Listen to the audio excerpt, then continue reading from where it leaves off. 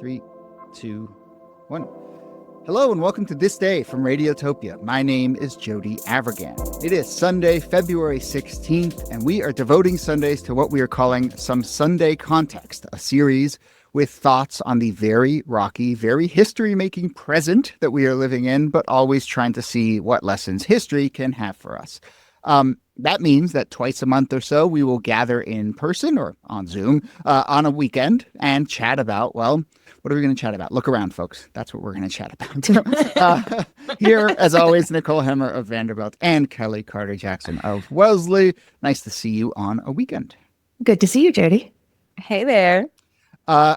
Shout out to everyone who's watching this on YouTube. We are going to be posting these on YouTube, so go and subscribe there. And we may also start to do these in a way that listeners can watch live if they want and spend some time with us and ask questions and interact. So we're figuring out exactly the timing and so forth for that, but it'd be very fun to do that and sort of evolve this Sunday series. So stay tuned for information about that. We're calling it Some Sunday Context. There was a moment where I was like, should we call this Sunday Scaries? I was just thinking that. We should. That could be our sort of like, ongoing rough name for it. But, look, it's scary out there. I do think history can make things maybe both more scary and less scary. But, I branding wise, I don't want to make it seem like all we're doing is getting together and being scared and being down. Though we will have some of that as well. So context over scaries, but Sunday Scaries is a good name for the series for sure. And the way that we're going to do this, I think we've talked about this before, but like we'll try and pick a theme or an angle to focus on. Obviously, there's no shortage. I mean, part of the story and the strategy for the first couple weeks of the Trump administration is to do a bunch of stuff in a bunch of different lanes. So we will, over the course of time, I think, pick a lane pick a story on DEI or the attempts to slash government spending or foreign policy stuff or political violence, and LGBT issues. All of these, I think there are stories from history. Some of them we've covered, some of them we wanted to cover that will kind of give us some grounding. Today, the slice we're going to pick is this fundamental question of executive power, executive orders, the courts, the emerging tussle between the two. And there are some really interesting moments from history that we can kind of point to. And then also, of course, get our thoughts on that right now. But before we get to that specific angle, I want to start with the same question each time. And the question is not, how was your week? Because I think I know where that will lead. But the question is, what year are you thinking about? And eventually, I'd love listeners to chime in on this too. But who wants to start with a quick riff on what year you're thinking about and why? And should we say you can't say 1968 or Well, we'll at least save 1968 for some time when it's a little more on the nose. Well, this week, what year are you thinking about? Who wants to go first? Well, I can jump in. I mean, I've been thinking a lot about 1933 and how what we're seeing is a kind of bizarro 100 days in a way, not only because Donald Trump is explicitly dismantling the New Deal state, although I think that's part of it. But, Franklin Roosevelt comes into office in the middle of a genuine national emergency. Like the banking system was on the brink of failure, probably like a couple weeks away from collapsing entirely and therefore collapsing the entire economic system in the United States and across the globe. And he had to act very, very, very fast. So he's using a lot of executive orders. He is pushing through a lot of new ideas, right? The promise he makes in his inaugural address is bold, persistent experimentation. We're going to try everything to try to solve this emergency. And yet, what does he do? He calls a special session of Congress, and he gets Congress to pass legislation. And he does it according to the rules. And then he issues executive orders to try to say, okay, well, Congress has just given the executive this new power, this new agency, and the executive order is going to determine sort of how that power gets structured. And it is a real crisis that is trying to be solved instead of a crisis being created. It is about building out state capacity to help people instead of destroying state capacity to hurt people. So I think bizarro 100 days is not a bad way to try to begin to make sense of what's happening. And that fits really nicely into what we're going to talk about as our sort of focus for today, the mechanism by which you try and enact that kind of radical change, whether, you agree with those sort of goals or not. The process is important too. But the key thing there with FDR is that he's working with Congress. He's actually he's actually trying to say, all right, listen, all hands on deck. These are radical changes that we need to be made, and everybody needs to be on board in terms of implementing, putting all these things together and getting them executed as quickly as possible. And to add to the bizarreness, as we've talked about a bunch on this show, FDR was also hit with accusations of being an authoritarian and a secret communist and overreaching. And praise for potentially being a bit of a dictator, because Americans feel like we need somebody who's going to do this. He's gotten name checked by some MAGA world folks recently about, in a very ahistorical way, saying, "Oh, FDR came in and threw his weight around and issued all these executive orders." And I think to your point, Niki, that's wrong. That's not correct. That's an incorrect reading of history. Yeah. All right, Kellie, what year are you thinking of? I'm thinking about 1832. I'm always taking it back to the 19th century. I'm thinking about that other Jackson that I have no relation to, Andrew Jackson. and really his executive order for Native American removal. I mean, when we think of the Trail of Tears, when we think of the removal of the Cherokee out of Georgia, this was a major Supreme Court case first.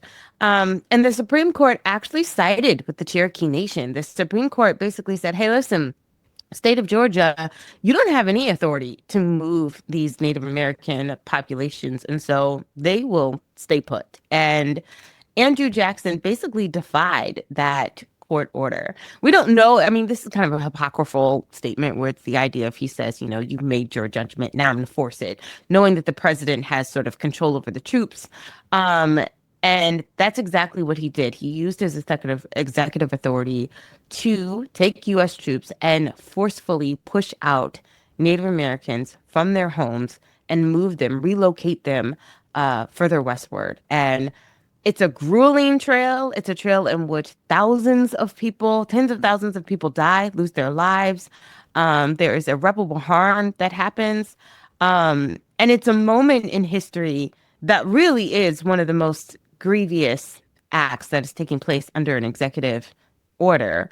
And Andrew Jackson was seen as this person that really was a champion for the white frontiersman and was going to do his own thing and was going to dare anyone to kind of defy him. And the courts really don't have a way to combat or stand up against what he's doing.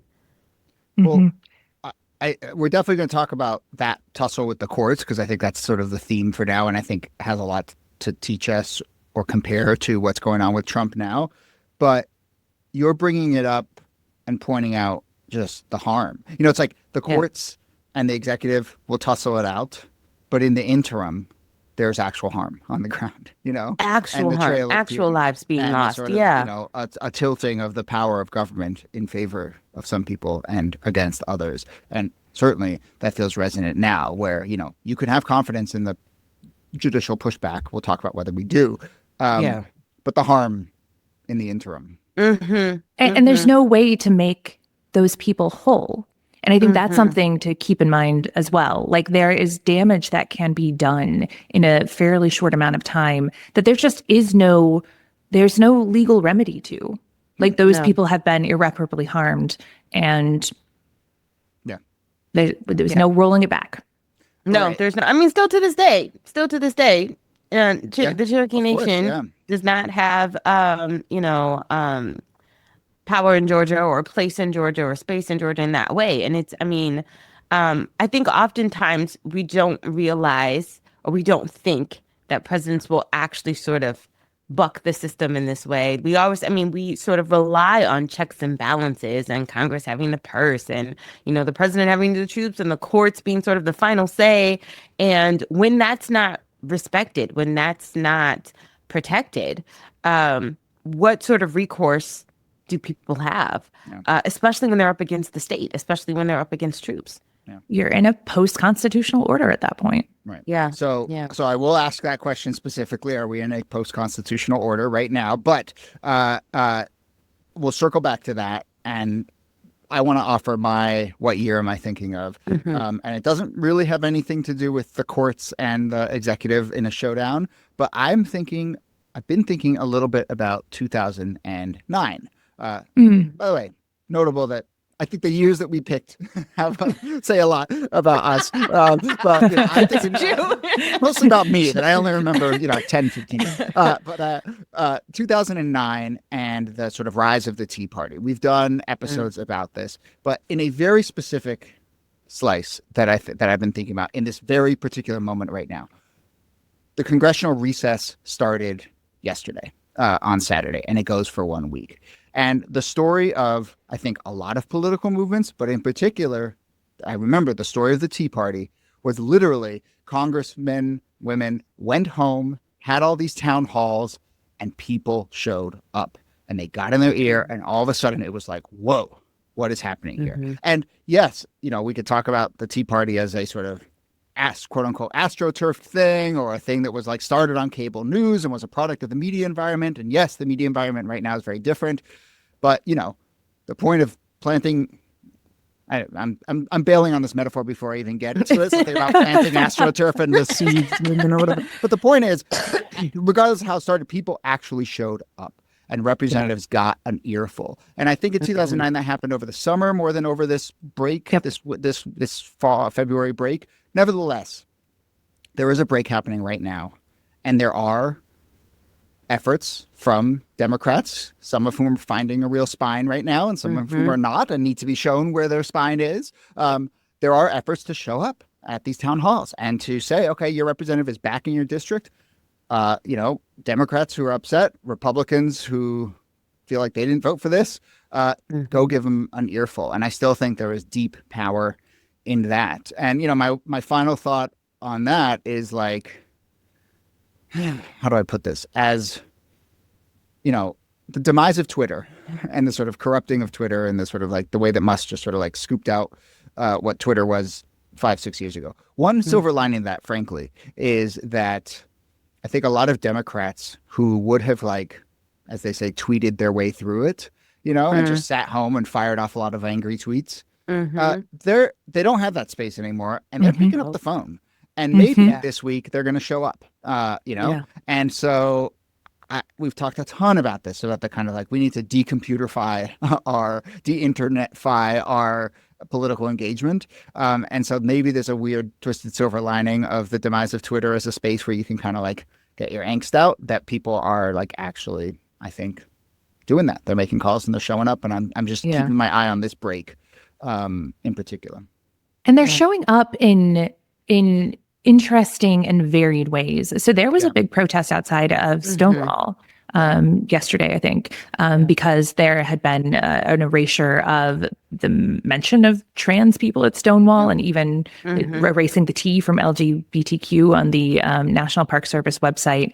And I think that's like people showing up. I would say the other lesson of the Tea Party is, remember how mocked it was? Yeah. Remember how it was just like dismissed. And it just kept going and going. And it cost the Republicans seats in 2010 and 2012 and 2014. And they won in the end. And I think that Democrats and liberals and protesters should have a bit of a spine, and also worry a little bit less about being ridiculed, because of course you're going to be ridiculed, and just continue to make clear what your values are, what your message is, what you will support and what you won't support. For sure. Yeah. That's, if anything is encouraging me in this moment, it's the people that are like 10 toes down. The people are like, oh no, we are not going to stand for this. And orders be damned. Like, this is what we are doing. This is what we believe. And like, I love that refusal. Can I just say, I love that. I love the "we refuse" mantra. I love the idea of just people just sort of like standing their ground and being willing to, defend the principles they believe in. I love the idea of being 10 toes down as opposed to 10 fingers typing or whatever, Yes. some Yeah. little phrase there, but yeah. Yes. Yeah. Those 10 toes are touching Yeah, grass. exactly. Yeah. The Stonewall thing was remarkable. Yeah. There is, I was reading that, I think the phrase is decoupling, but basically there's a strategy to, if we have LGB, it used to be LGB and now it's like LGBTQIA plus, I think is the sort of extent to that the acronym could go and has gone. But there's like a specific attempt to kind of roll back letter by letter, decouple that, Yes. and, hit groups that should have solidarity against each other. And that is like there's been, I think I read an article yesterday that pointed to like a particular memo from a anti-LGBT group a few years ago that said like this is a strategy. Pick off the T. They're not going to sign the T, right? They're going to then go to the, and so the solidarity shown there, and obviously the historical fact that people like Marsha Jackson, who we've done an episode on, were part of, were standing on the front lines at Stonewall. If they come for the park in Williamsburg named after her, I think there will be some big protests too. Oh, no question. No question.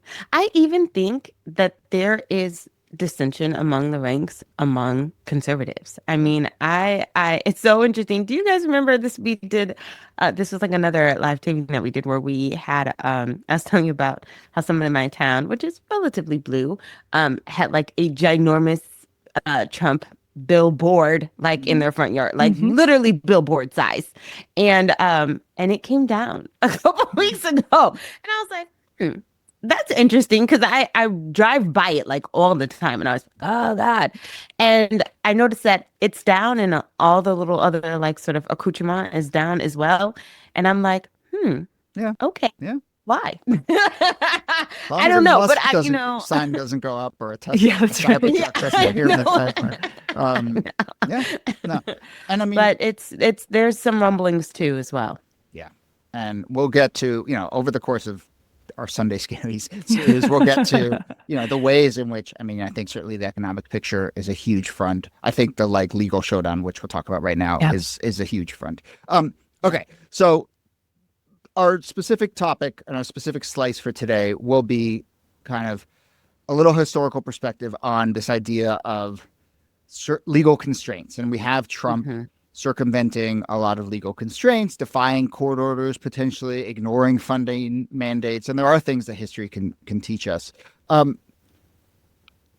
In a bigger sense, though, before we get to that, Niki, I'm curious just like if you can lay out what you're thinking about Trump of it all and the Musk of it all, because I think there have been kind of two phases to this blitz. And, I think I said this on the show, but like, those first 24 hours where Trump just wanted to sign a ton of executive orders and pull out his Sharpie, I think that's largely what he is in it for, right? He likes the theater of that. And obviously there was some policy and some fallout of that. But then we have the Musk efforts. And it's, I think, a big question of like, how coordinated are they? How much is Musk sort of acting from a mandate? So how do you disassociate those two in particular? Like when we talk about the showdown between the executive and the courts, is it pushback against these executive orders, or is it pushback against, the rat fucking that Musk is up to? Well, it's both because they're both related. I mean, it is true that Trump has sort of like given the keys of the country over to Musk to go in and begin ordering the firing of people, to begin shutting down computer systems, locking them out. And part of that is because Musk has people on board who can shut off your computer access, right? That's not something that Donald Trump would be able to do. And Donald Trump isn't interested in the nitty gritty. What Donald Trump wants is he wants to be seen as being very active and bold and strong man kind of leader. And he wants vengeance. And to the extent that he has levers to pull to get those things, he's pulling those levers. Musk is trying to replicate what he did at Twitter. Right, to make the government lean to come in and break things and to show that you don't actually need this much state capacity. All you really need is a really slimmed down government that is then, to the extent that it's refilled, is refilled with Trump supporters and people who are on board with the MAGA agenda.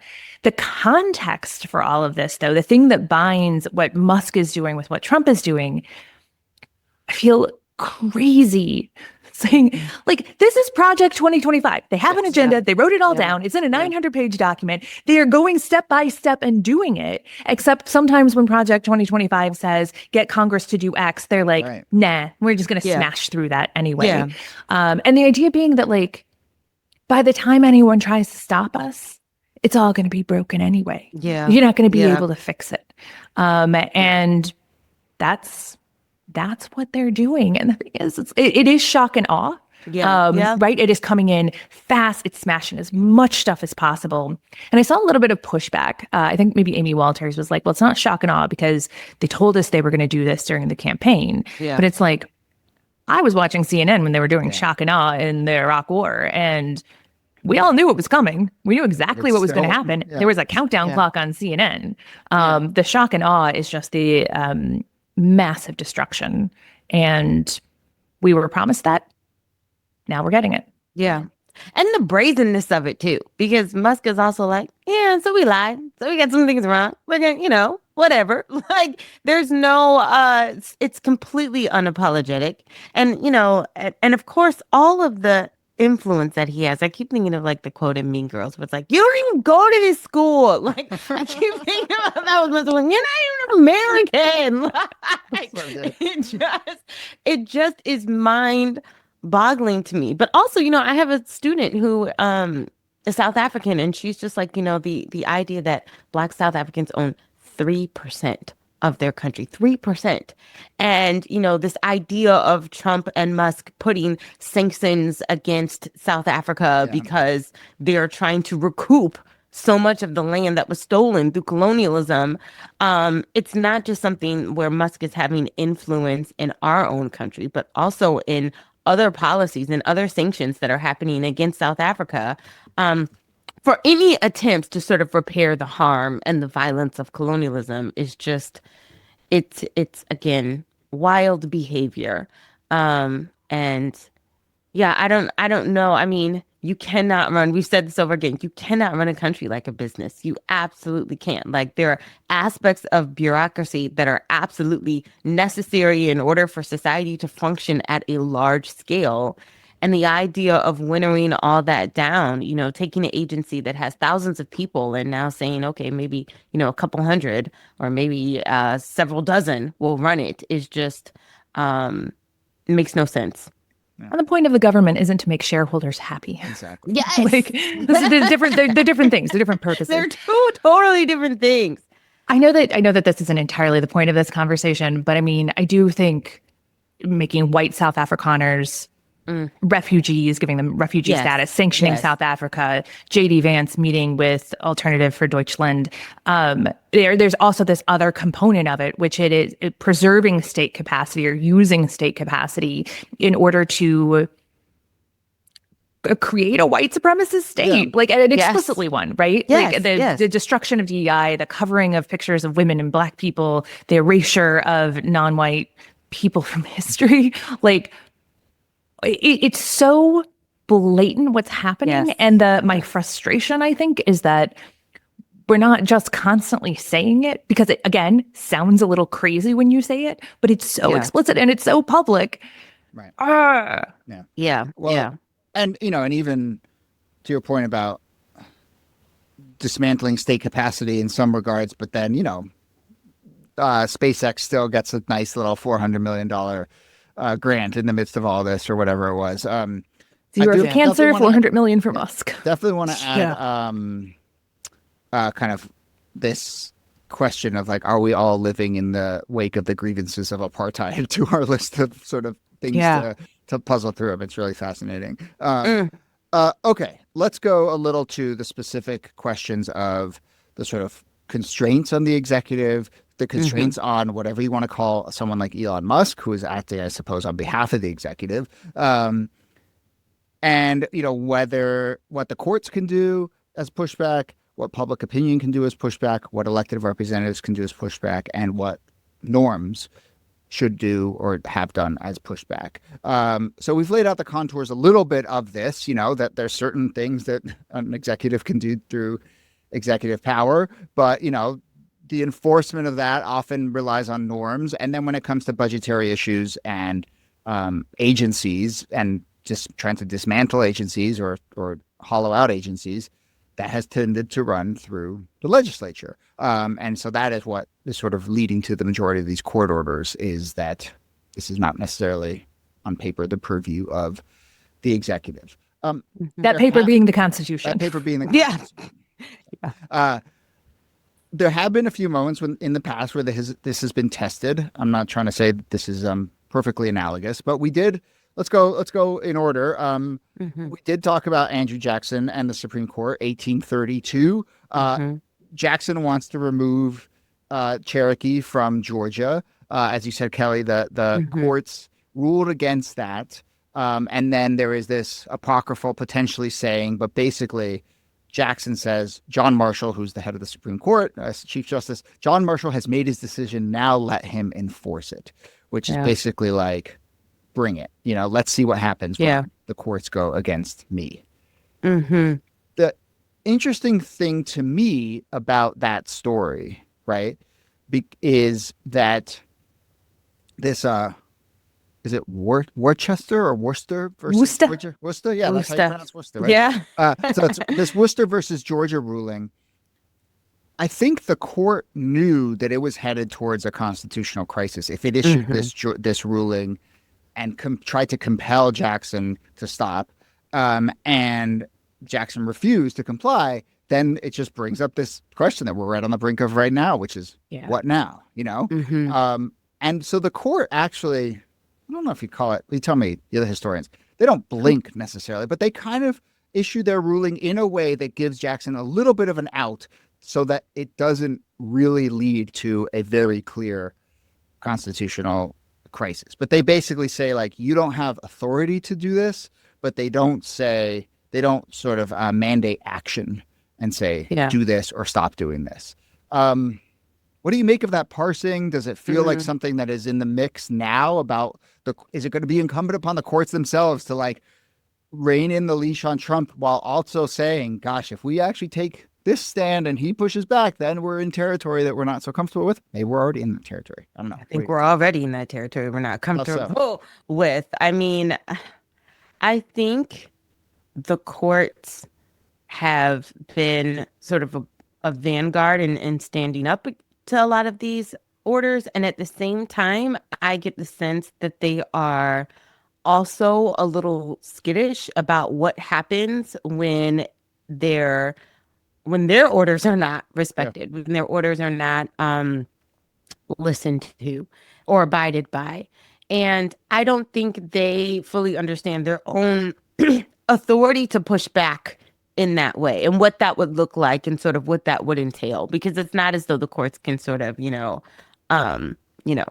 weaponize the troops or state or the police or, send the National Guard to the White House and give and you're not going to arrest the president. You're not going to put him in contempt. Like how does that, what does that look like? And that's where you get like, honestly, a constitutional crisis, because it's like, well, how then do you rein in the president? If the Supreme Court has given him all of this authority and all of this power, then who checks him? Then how do we sort of keep balance? And that's why people are so concerned, because that sort of unilateral authority means no one really has the power to stop or intervene. I also think this kind of fear of a constitutional crisis, we should push on it some. Like, the constitutional crisis isn't the worst thing that could happen. Ethnic cleansing is worse than a constitutional crisis. So the Supreme Court pulls its punches to avoid a constitutional crisis, but what's the end result? It's the Trail of Tears. Yeah. And I think that that's what we're kind of hurtling toward here now, which is, are people going to try to sidestep forcing the issue, making it clear? Because it's already happening. But are people going to sidestep sort of the reckoning in order to protect us from a clear constitutional crisis? And what is that going to allow? And I think that the Jackson example is a good example of like, why, I mean, what's your Constitution worth if this is what it allows? Right. Yeah. Right. Yeah. Well, and to me, that's where you kind of have to you can't disaggregate all the players in all of this, right? It's not just it's not just the courts and the presidency, but it's also Congress and public opinion and so forth. And so, yeah, you walk up to the brink of a constitutional crisis, but then, it's on the other people who have power to exert their power and point that out. And, and I don't want to use the phrase take advantage of that, but like, point it out for what it is, to stand up for what they believe in. And so, yeah, I mean, I take your point, Niki. Like, these things are all on paper, and it's just about what real humans then do in the wake of it, right? Yeah. How does it play out? How does it actually play out? And so, you can,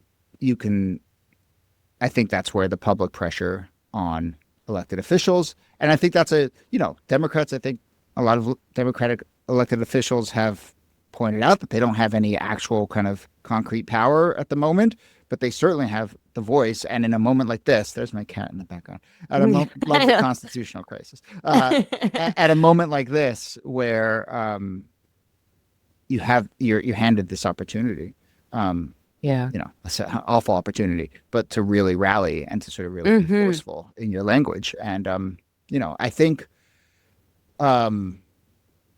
Kellie, something you said earlier about the sort of way that Trump is acting and being brazen, and just sort of, and Musk is acting and being brazen and just doing whatever they want and saying, I don't care what anyone else, I don't care about court orders, I don't care.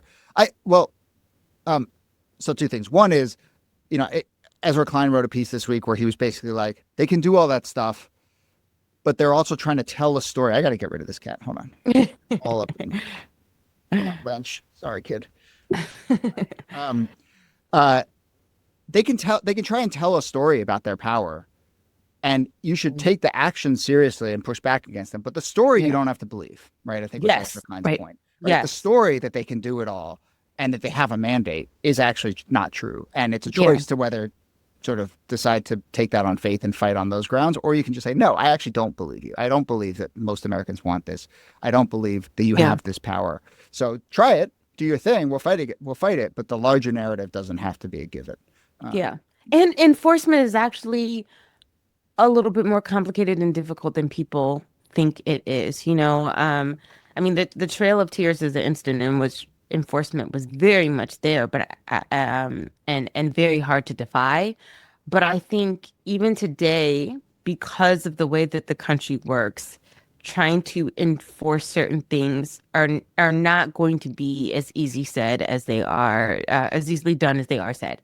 Yeah. And so, I mean, we talk about this in the classroom. You can say like, don't teach X, but unless you're putting cameras in every single classroom and, filling out reports, and, people are going to do what they're going to do in their own classrooms. They're always going to have autonomy. You're not going to be able to sort of like enforce in that way that you think you can. There's not enough policing forces to be able to even do that. There's not enough time. There's not enough resources. Naturally, get norms and sort of policing and the sort of obeying in advance. It's complying in advance, all that stuff. Niki, thoughts here? And then actually, as you share those thoughts, I also want to ask you, like, do you feel like, where is your gauge of like whether we can say the Trump folks are going to defy these orders? It's a little hard for me at this particular moment to figure out exactly that. I don't think we know. I mean, I do think that there will be a push comes to shove moment. Like they're going to pick the battle that they really want to push hard on. I think right now they're testing the boundaries. They're like, well, who is going to push back against us? Because you can actually like in Jurassic Park. Exactly. Honestly, exactly like that. Yes. And I think that there are some fences that are down, and that's going to be an issue. I think the thing that I struggle with in thinking about like the role of the courts here is that we're seeing a lot of courts zap the Trump administration as it runs against these electric fences. But I'm wary of us being too like, the courts are the final say on all of this, because these things are going to go to the Supreme Court. Yeah.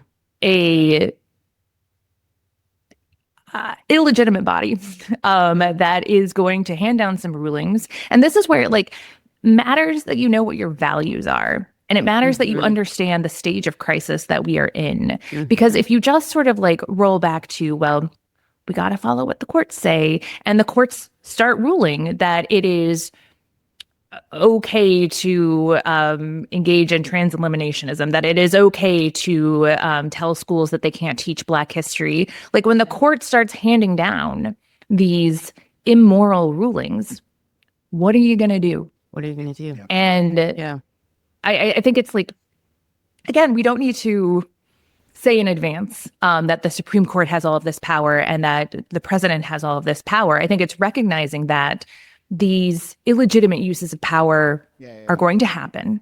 Yeah. And so what is your argument for when they do, and what are you going to do when they do? And to not just like do this kind of wish casting that the Supreme Court is going to stop all of this from happening, because they're not. And, you know, I think our conversation here is reflective of the way in which a lot of this is playing out, in that our conversation has been so focused on Trump and the courts and a little bit on public opinion, and largely absent in our conversation has been Congress, right? Which not just Democrats in Congress, but Republicans in Congress, by all rights, you know, could be standing up and say, wait a minute, some of this belongs to us. Some of this should, you know, and it's not a norm. It's in the Constitution, flows through us. You know, the power of the purse. You know, as agencies are established by Congress, they should only be dismantled by Congress. So there is a moment from history that is sort of reflective of this. And so let's go to January 1973 as we start to wrap up here. January 1973, we have Richard Nixon versus the Office of Economic Opportunity, OEO. He'd pledged to dismantle this going back several years. In 1968, when he was running for office, he wanted to sort of get rid of the OEO, which was created under Johnson as part of the sort of war on poverty. And he tries, through basically executive order, to take unilateral action and get rid of it. He tries to appoint, I mean, so many of this sounds very familiar. He appoints a sort of interim acting executive who then starts to gut it from the inside. And then there is pushback. And some of the pushback is very similar to what we've seen now. And federal employees and the employees union start to fight back. There's protests. People don't comply with these orders. A judge rules that it's, quote, unauthorized by law, illegal, and in excess of statutory authority to try and dismantle the OEO through executive action. And it's basically, the court ruling says, look, these were created by congressional statute. Only Congress can eliminate them. And then, so I think that's the story that feels very similar and walks right up to the brink of what happened now. And the thing that happens in 1973 that I think is very interesting is that then Congress itself is activated and says, yeah, you know what? You're right. Like, this is on us. Like, this is up to us. This has to flow through us. And Nixon kind of largely, you know, decides that's the game that's being played and kind of defers to that. But anyway, any lessons there from the sort of OEO versus Nixon showdown that you're thinking about right now? One thing that I think about, in addition to, oh, look, it's the Office of Economic Opportunity that they're trying to dismantle. You know, Nixon was feeling himself after the 1972 election, and he thought he could do this. So he's throwing his power around, and he is facing a Democratic Congress. And a Democratic Congress is going to stand up to Nixon, and does stand up to Nixon repeatedly throughout this period, is going to pass laws that begin to challenge this usurpation of executive authority that had been happening over, frankly, decades, where they're like, they passed the War Powers Act, they passed the Impoundment Act. They're like, you have to spend the money that we allocate. They point to the Reorganization Act that's like, you can't organize these agencies out of existence if Congress has constructed them. Like, that's what we do. And that idea that Congress jealously guards its prerogatives, the whole notion of checks and balances, which are largely metaphorical, is based on this idea that people are going to hold fast to their power, that they're going to engage in turf wars. Yeah. And, you know, with the OEO, what's interesting is Nixon's got a lot on his plate in 73. He backs off of this. But Reagan, when he gets into office, he has a Republican Congress and he gets rid of the OEO. Yeah. What is fascinating about the moment that we are in, Trump has a Republican Congress. Yeah. He doesn't give a shit. Yes. Thank you. No, he doesn't. I tried to find this, and it's a little hard to find this. Maybe it's because the website got taken down by Doge or something. But like, has Trump brought a single bill to kind of before this Congress that he controls to try and enact some of these reforms? Like, No, my God, no, that's the craziest thing about all of this is that if you your party controls, they would rubber House. stamp the crap out of most of this stuff. Right? Could actually be a lot easily accomplished if he wanted to do it through proper channels. Yeah. If he actually wanted to do that, but he's not. He's not going to them. He's not. I actually don't think that he. I actually don't think he really respects them. I think he sees them as sort of like, okay, yeah, I've got power, but I would have the power whether I had it or not. So it doesn't matter. Like, I don't think he wants to refer or defer to them for anything. And that's what's so mind-boggling and almost like a backward saving grace in some sense that like he hasn't employed them to do his bidding. But he easily could. Yeah, and I think Congress doesn't want the responsibility for it either. So they're happy with the arrangement. But I have two thoughts on this. One, it is the case that Republicans don't have 60 members in Congress or in the Senate. And so if they tried to pass some of these bills, it would almost certainly be filibustered by Democrats, and then they would have to get rid of the filibuster. So there's like a thing that would have to happen there. Yeah. They are working on putting together this kind of like omnibus reconciliation bill. Because you can pass like one or two reconciliation bills that sidestep the requirement for 60 votes to get cloture. And so can't be filibustered, right? And they could pack a lot of this stuff into it.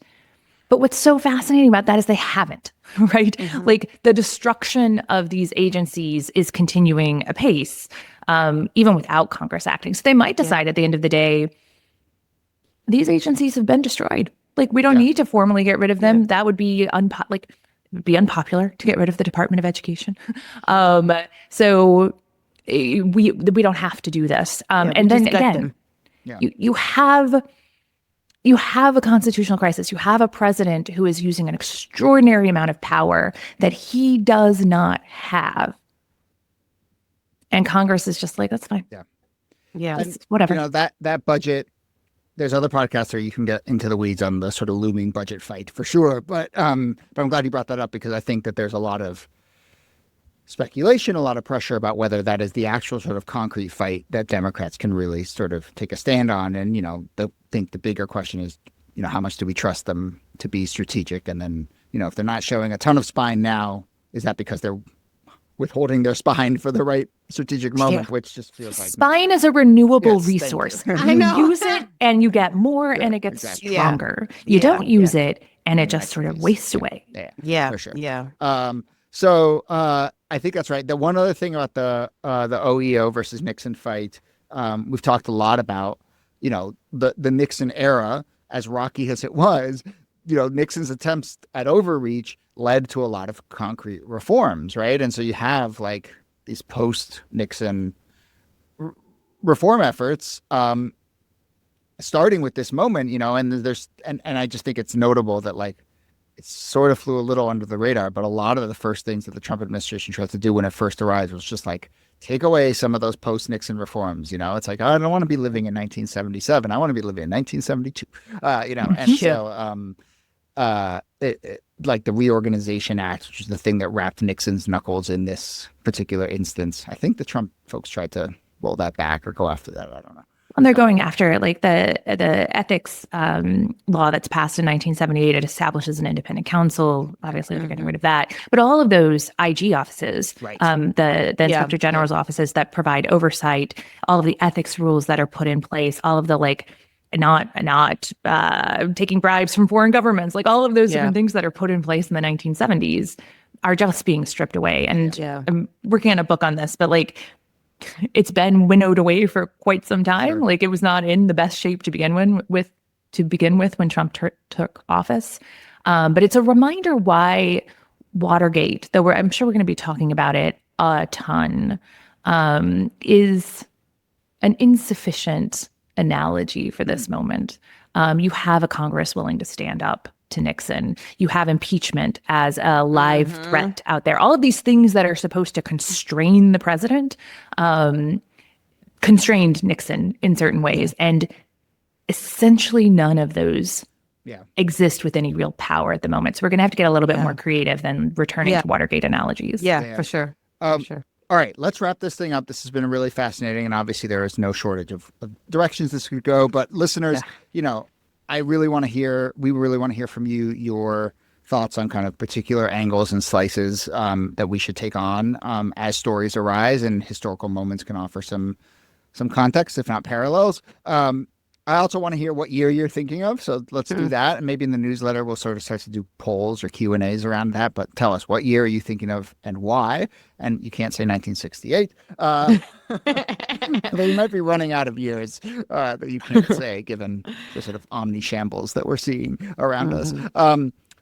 Final thing, if you have one, you don't have to, but is there something that you are reading, studying, using to distract yourself? You mentioned Watergate, Niki. In the